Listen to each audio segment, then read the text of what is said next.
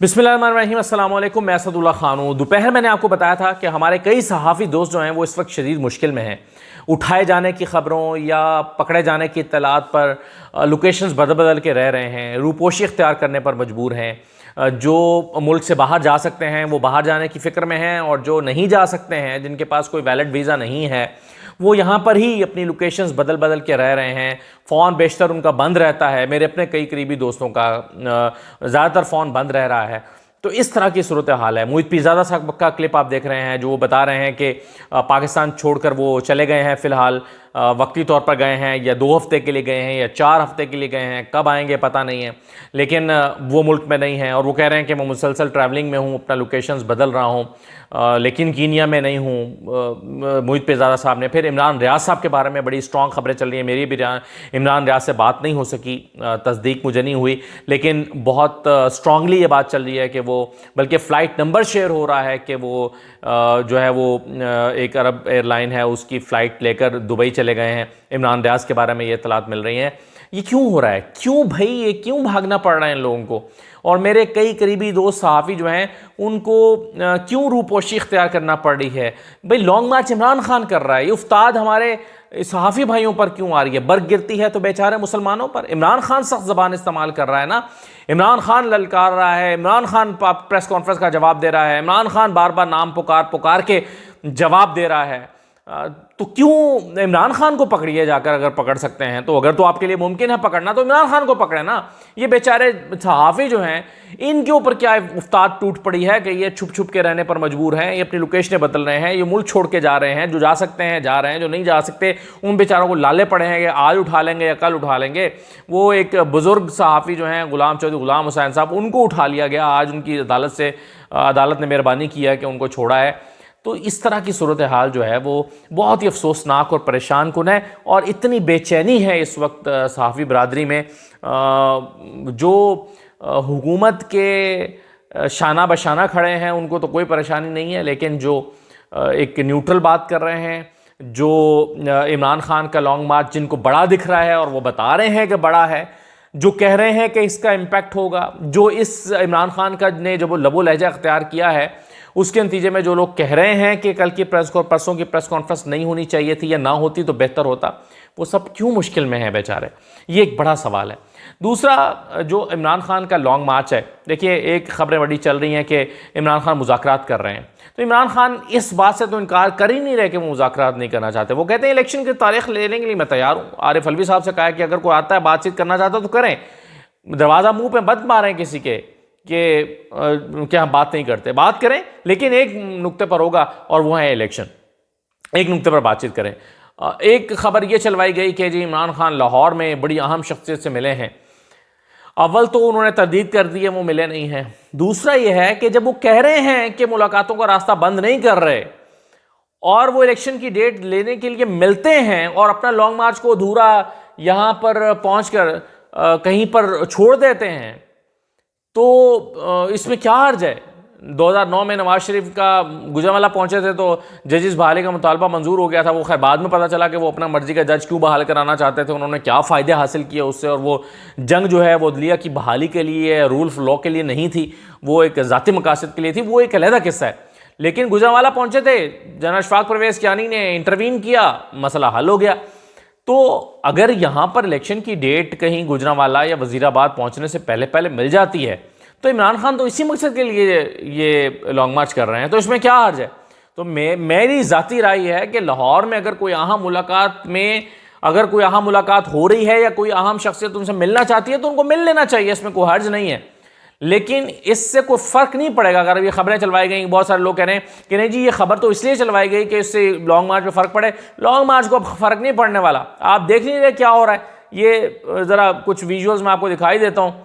ये लाहौर से निकले हैं, फिर ये फ़िरोज़वाला है, ये छोटे छोटे इलाके हैं जहाँ पर ये मजमा नज़र आ रहा है हमें। ये कोई गुजरांवाला या फैसलाबाद जैसे बड़ी डिवीज़न है या बड़े बड़े डिस्ट्रिक्ट्स नहीं हैं, या ये कोई जेलम और फवाद चौधरी साहब का इलाका जेलम नहीं है, ये चौधरियों का इलाका गुजरात नहीं है, मोनू सलाही लीड नहीं करके आए हुए गुजरात में। या ये फ़िरोज़वाला है, ये छोटे छोटे इलाके हैं, ये राना टाउन है, ये शादरा साहब बाहर निकले हैं तो वहाँ का इलाका है। तो यहाँ ये सूरत हाल, ये जो आप विजुअल्स देख रहे हैं, ये उन इलाकों के हैं। तो ये जब पहुँचेंगे आगे और इनके साथ लोग जुड़ेंगे तो कितनी बड़ी तादाद में ये जो राना सनाउल्लाह साहब ने एक ऑडियो पकड़ ली है या किसी ने पकड़ के उनको दी है कि भाई ये ऑडियो पकड़ी गई है तो ये ज़रा पकड़ो और ये चलाओ। तो राना सनाउल्लाह साहब ने जो ऑडियो चलाई है या बता रहे हैं कि जी अली अमीन गंडापुर कह रहे हैं जी असला तैयार है और ये वो। खैर अली अमीन गंडापुर ने तो इसकी तरदीद की है कि वो तो शिकार का शौक़ रखते हैं, इसलिए उसके बारे में पूछ रहे हैं कि लाइसेंस है और असलाह कितना है और क्या करना है। तो वो कह रहे हैं कि जी वो तो शिकार की बात हो रही है, लेकिन मुझे नहीं पता। खैर हो सकता है कि शिकार की बात हो रही हो और हो सकता है ना हो रही हो। लेकिन सवाल ये है कि आप अगर पुरअमन तरीके से इस लॉन्ग मार्च को, जो कि अभी तक पुरअमन आ रहा है ना पिंडी में, अगर इसको इस्लामाबाद में पुरअमन तरीके से दाखिल होने देते हैं और ये लॉन्ग मार्च कहीं आकर बैठ जाता है, तो अली अमीन गंडापुर का दिमाग ख़राब है कि वो फायरिंग करके लोगों को मारना शुरू कर देंगे। वो कोई शिद्दत पसंद आदमी हैं, कोई दहशतगर्द हैं, कोई बंदूक पकड़ेंगे और फायरिंग शुरू कर देंगे और लोगों को मारने लगेंगे। क्या अली अमीन गंडापुर ये करेंगे? क्यों करेंगे वो ऐसा, जब आप पुरअमन तरीके से आने देंगे? मैं ये नहीं कह रहा कि अगर आप पुरअमन तरीके से नहीं आने देंगे तो फिर अली अमीन गंडापुर को मारना चाहिए, कतन नहीं। खून खराबे की तरफ तो जाना ही नहीं चाहिए, एक एक जान कीमती है। लेकिन माहौल ख़राब क्यों होगा, कैसे होगा, उसके क्या मुहर्रिकात होंगे, ये सोचने की बात है। और दूसरी बात यह है कि, और बड़ी अहम बात है ये, आज इमरान खान साहब ने बार बार एक चीज़ को मौजू बनाया है, और जब जब वो इस बात को मौजू बनाते हैं और बड़ी सख्त ज़बान इस्तेमाल की है, मैं दोहराना नहीं चाहता, लेकिन जब जब उन्होंने सख्त ज़बान इस्तेमाल की है, लोगों की तरफ से जोशो खरोश के साथ नारे दिए गए। और ये बड़ी परेशानी की बात है, ये कोई इतनी खुश होने वाली बात नहीं है कि इमरान खान अस्करी अफसरान के बारे में बात कर रहे हैं और बड़ा लोग आगे से नारे लगा रहे हैं, तालियां बजा रहे हैं। ये कोई खुश होने की बात नहीं है, ये परेशानी और बेचैनी की बात है कि ये नौबत यहाँ क्यों आई है। और अब मुझे मज़ीद इस बात का एहसास हो रहा है कि जो प्रेस कॉन्फ्रेंस हुई थी ये नहीं होनी चाहिए थी। इतने सियासी अंदाज में, सियासी मौजू पर प्रेस कॉन्फ्रेंस नहीं होनी चाहिए थी। उसकी वजह यह है कि पहले इमरान खान ढके छुपे लफ्ज़ों में बात कर रहे थे, पहले इमरान खान दबे हुए लफ्ज़ों में बात कर रहे थे, लेकिन आपने इमरान खान को अपने दू बदूला खड़ा किया है। आपने वो बातें सियासी अंदाज में और सियासत की बुनियाद पर की हैं कि इमरान खान अगर उसका जवाब नहीं देगा तो वो गिल्टी होगा, इस वजह से उसको जवाब देना पड़ेगा। यानी आप वो जो कॉर्नर्ड टाइगर आपने कहा था कि कॉर्नर्ड टाइगर है, इमरान खान ने कहा था, तो आप इमरान खान को कॉर्नर्ड टाइगर क्यों बना रहे हैं? आप पुश कर रहे हैं कि आओ जवाब दो हमें। यानी आप ऐसी बातें कर रहे हैं जो बंद कमरों में हुई थी और उसके बारे में बता रहे हैं। तो जब बंद कमरों में हुई बातों के बारे में आप बताएंगे तो बंद कमरों में हुई बातों के बारे में इमरान खान भी बताएगा।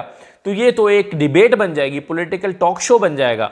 और ऐसे पॉलिटिकल टॉक शो में अगर आप घसीट रहे हैं इमरान खान को, तो ये खुद आपके अपने ही फ़ायदे में नहीं है। आप देखिए, एक ऑफिसर जो बहुत ही इंपॉर्टेंट पोजीशन पर हैं, वो जब पहली मरतबा प्रेस कॉन्फ्रेंस के लिए आए हैं तो उनको वो मुतनाज़े हो गए हैं। इमरान खान की तकरीरों के बाद वो मुतनाज़े हो गए हैं, जो कि नहीं होना चाहिए था। ये पाकिस्तान के मुफाद में भी नहीं है, ये पाकिस्तान की प्रीमियर जो एजेंसी है उसके मुफाद में नहीं है। बहुत बड़ी एजेंसी है, ये बहुत बड़ा इदारा है। उस इदारे के सरबराह को इस तरह से कंट्रोवर्शियल हो जाना उसका, ये बहुत ही परेशान कुन है पाकिस्तान के लिए। ये नहीं होना चाहिए था। और मेरा ख्याल है उन्हें इस मीटिंग में बैठने की, इस प्रेस कॉन्फ्रेंस में बैठने की बजाय किसी और को बैठा देना चाहिए था। कोई और बड़ा अफसर बैठ जाता, कुछ और हो जाता, लेकिन इन्हें नहीं बैठना चाहिए था। ये बहुत अहम जिम्मेदारी पर है। ये मेरी राय है, हो सकता है उनकी वो अभी भी ये समझते हों कि नहीं ठीक किया, और उनके पास हो सकता है कि ऐसे दलाइल मौजूद हों जो कि दूसरे फरीक के पास बाज़ दफ़ा मौजूद होते हैं, मुझे नहीं पता। लेकिन मेरी राय यह है कि ये नौबत यहाँ तक नहीं आनी चाहिए थी। इस सारी कहानी में एक चीज़ और हो रही है। अगर जब आप ट्विटर पर जाते हैं, मैं ट्विटर पर वापस आ गया हूँ 2 महीने के बाद, और आपका बहुत शुक्रिया कि बहुत सारे लोगों ने उसको फॉलो करना शुरू कर दिया। जो ट्विटर पर वापस आकर मैं एक चीज़ बार बार देख रहा हूँ, और वो ये देख रहा हूँ कि कुछ लोग बड़े एतमाद के साथ, मैं ऐसे अल्फाज इस्तेमाल नहीं करता जो भी आपके जहन में आया था, मैं वो लफ्ज़ नहीं कहूँगा, मैं कहूँगा बड़े एतमाद के साथ वो ये जाहिर कर रहे हैं कि जी फ्लॉप लॉन्ग मार्च है, और ये तो लॉन्ग मार्च नाकाम हो गया है। ये जो अभी मैंने आपको विजुअल्स दिखाए थे, और ये फ़िरोज़वाला के और ये जो छोटे छोटे इलाकों के, इसको देखकर आपको लगता है कि वाकई ये फ्लॉप हो गया है? और अगर फ्लॉप हो गया है तो फिर तो ठीक है, आप खुश रहिए, फिर तो आपको परेशान होने की ज़रूरत नहीं है ना। फिर फ्लॉप लॉन्ग मार्च अगर इस्लामाबाद में आ भी जाएगा तो क्या फ़र्क पड़ेगा? एक सड़क तक बंद नहीं कर सकता ये फ्लॉप लॉन्ग मार्च, तो परेशान होने की क्या बात है?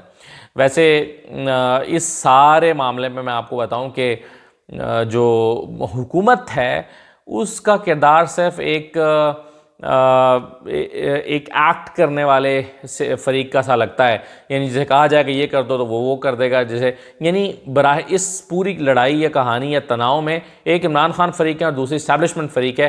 तीसरा जो फरीक है वो बस अपने आप को ज़बरदस्ती का फरीक बनाए बैठा है। ये फैसला उस तीसरे फरीक की मर्ज़ी से नहीं होना जो भी होना है। तो राना सनाउल्लाह साहब जो है ना वो क्या मुझे शेर याद आ गया, अब्बास ताबिश साहब का बड़ा खूबसूरत शेर है। उन्होंने कहा कि सितम